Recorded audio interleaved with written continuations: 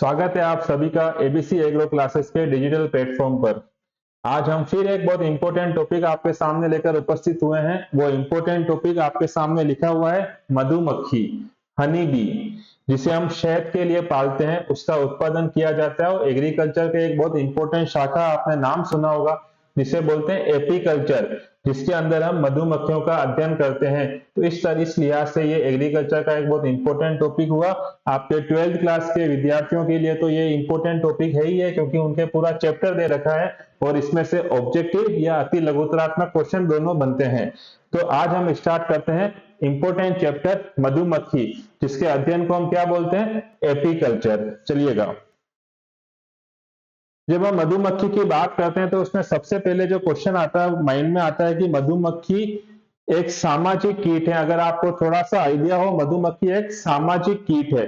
सामाजिक कीट का मतलब है जिसके अंदर पूरा सिस्टमेटिक सुव्यवस्थित अरेंजमेंट पाया जाता है। जिस तरह से अपन समाज में रहते हैं उसी तरह से उसके अंदर भी पूरा संगठन होता है, इसीलिए इसको नाम क्या दिया गया, एक सामाजिक कीट है मधुमक्खी। दूसरा देखिएगा, अगर आप इसकी पॉपुलेशन की बात करो, इसकी पॉपुलेशन की अगर आप बात करते हो तो इसकी जो पॉपुलेशन होती है छत्ते के अंदर वो करीब करीब 20 से 50 हजार तक हो सकती है। तो मधुमक्खी एक सामाजिक कीट है और इसकी एक छत्ते के अंदर जो संख्या होती है वो करीब करीब 20 से 50 हजार तक हो सकती है।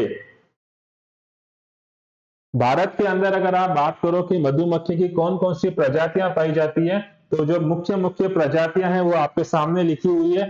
Apis dorsata, Apis indica, Apis florea, Apis melipona और एपिस मेलिफेरा। ये 5 प्रजातियां हैं जो भारत के अंदर पाई जाती है मधुमक्खियों की। मित्रों, आपको पता है जो फर्स्ट नाम होता है वो किसका होता है, वंश। सेकंड नाम होता है जाति। वंश का नाम कभी भी परिवर्तित नहीं होता है, जाति कभी कभी परिवर्तित हो जाती है। वो आप देख रहे हो, फर्स्ट जो नाम है वंश वो सब में समान है, जाति सबकी अलग अलग है, तो ये याद रखिएगा। अब हम बात करते हैं इन 5 प्रजातियों में से जो सबसे पहला लिखा हुआ है एपिस डोर्साटा।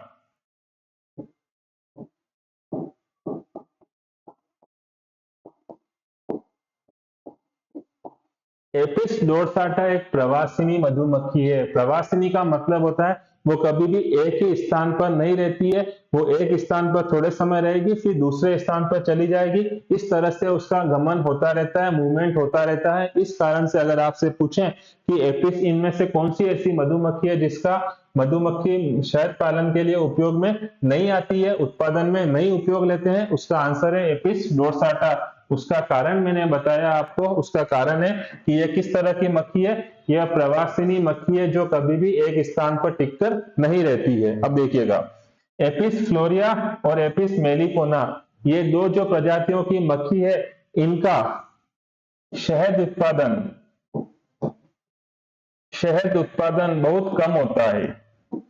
शहद उत्पादन बहुत कम होता है और हम मधुमक्खी को जब हम रियर कर रहे हैं, पाल रहे हैं, तो उसमें शहद का उत्पादन होना चाहिए, लेकिन इन दोनों प्रजातियों के अंदर शहद का उत्पादन नहीं होता है, इसीलिए हम इनको भी अवॉइड करते हैं, इनको भी शहद उत्पादन के लिए उपयोग में ज्यादा नहीं लिया जाता है।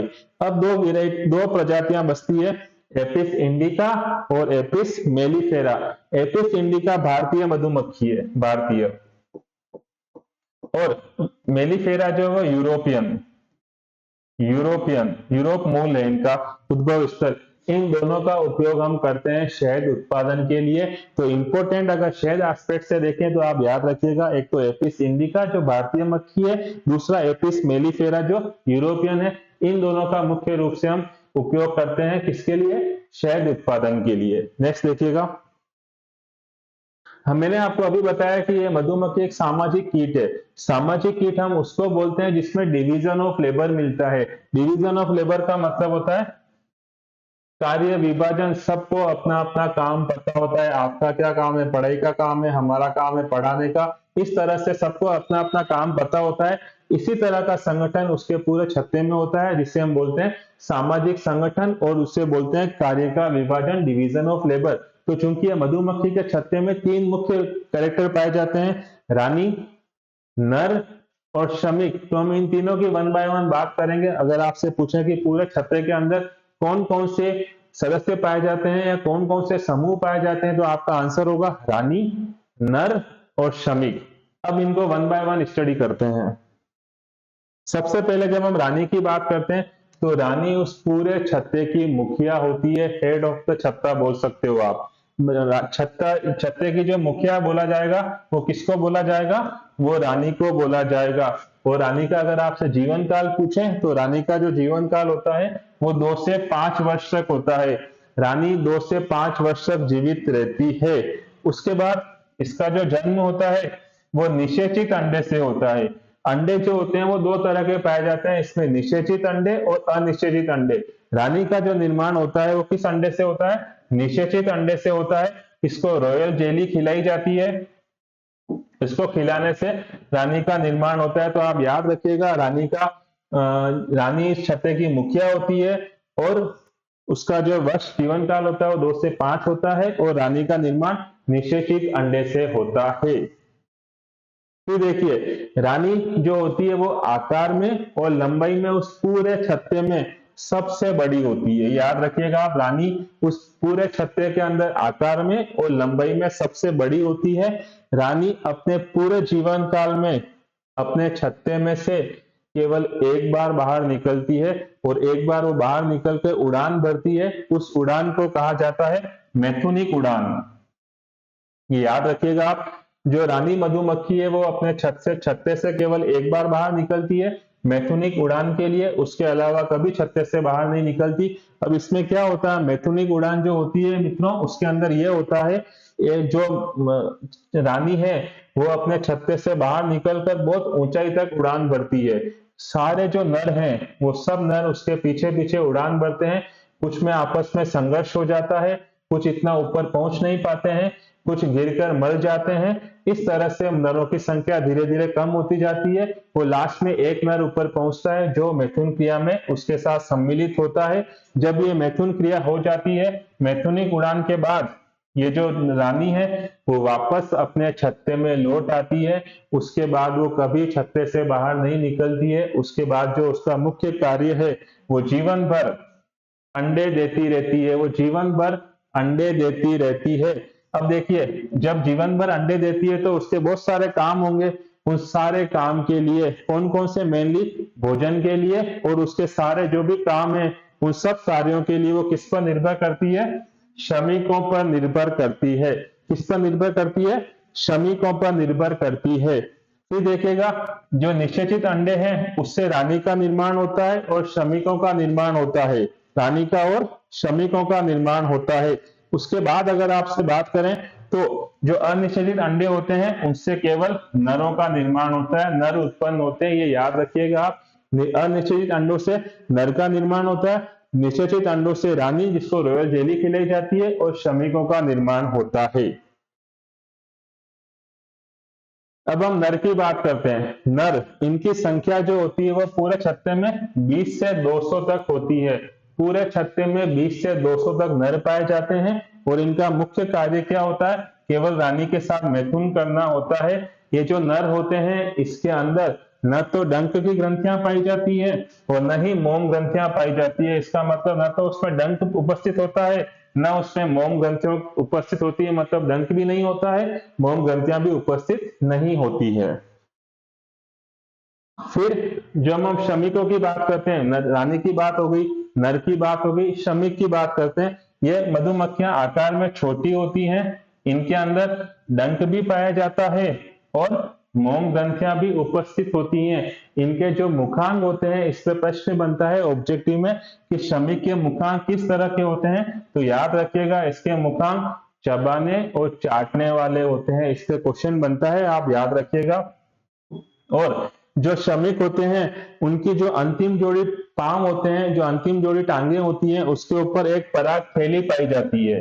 एक पराग थैली पाई जाती है जो जब ये भोजन की तलाश में निकलते हैं तो पराग इसकी थैली में एकत्रित हो जाते हैं।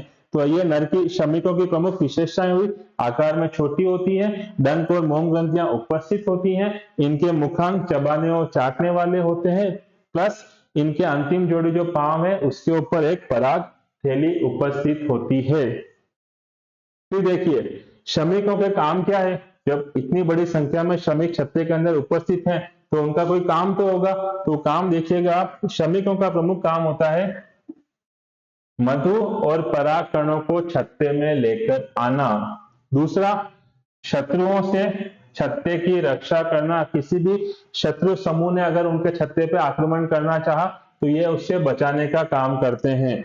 फिर छत्ते में जो शिशु होते हैं उनको भोजन उपलब्ध करवाना भी इनकी जिम्मेदारी होती है, इन्हीं का काम होता है। और छत्ते का निर्माण करना, जो पूरा छत्ते का जो फॉर्मेशन होता है, पूरा छत्ता जो बनता है, उस पूरे छत्ते का निर्माण कौन करते हैं? श्रमिक करते हैं। और साथ साथ उसमें अगर कुछ टूट फूट भी हुई है तो उसकी मरम्मत भी कौन करते हैं? श्रमिक करते हैं। अब देखिए, श्रमिक जो होते हैं वो दो समूह में बटे हुए होते हैं। दो समूह में बटे हुए होते हैं, उसमें से जो एक समूह होता है सर्वप्रथम वो भोजन की खोज में निकलता है।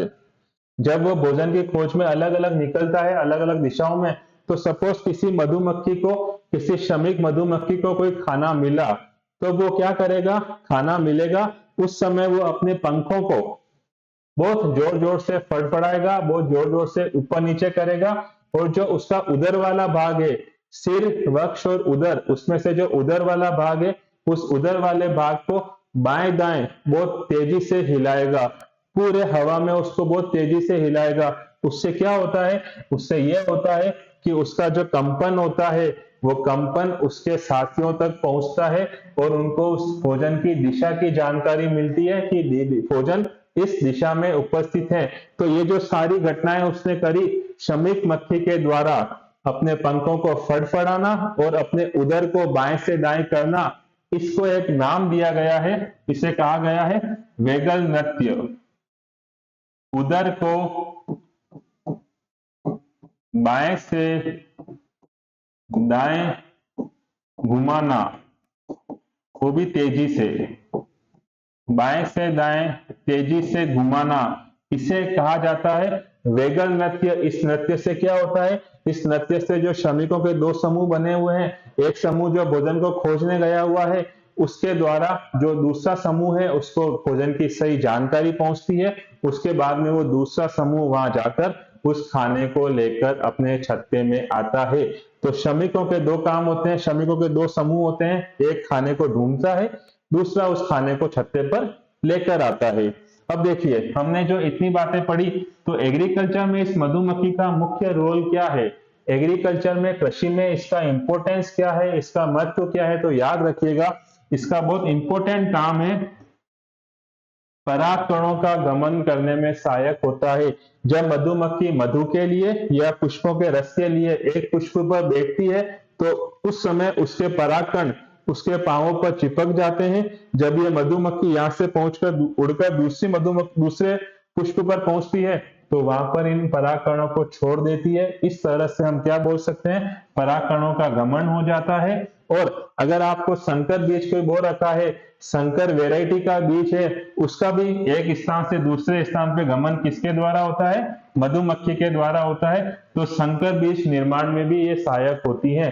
तो अगर आपसे शॉर्ट में क्वेश्चन पूछे कि मधुमक्खी का कृषि में क्या महत्व है, तो उसके दो महत्व हैं, परागकणों का गमन करने में सहायक होती है और संकर बीज निर्माण में भी मधुमक्खी सहायक होती है।